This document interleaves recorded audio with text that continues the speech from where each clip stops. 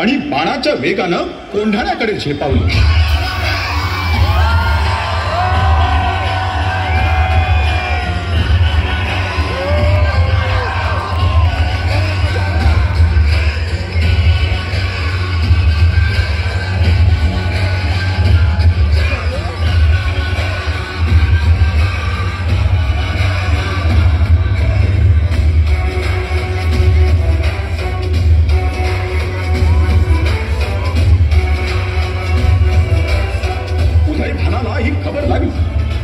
त्यानं सैन्य तयार केले. दोन्ही बाजू परस्परांना भिडल्या.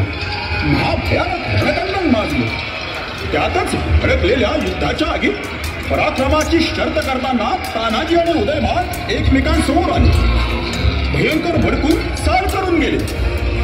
लढताना तानाजींची ढाल तुटली, पण त्या रणबहादरानं झुंज सुरूच ठेवली. कौशल्याची पराभवधी केली आणि एका क्षणी तानाजींचा जबरदस्त वाद उदयभानावर कोसळला. त्याच वेळी द्वेषात आणि वेगात खाली येणाऱ्या उदयभानाला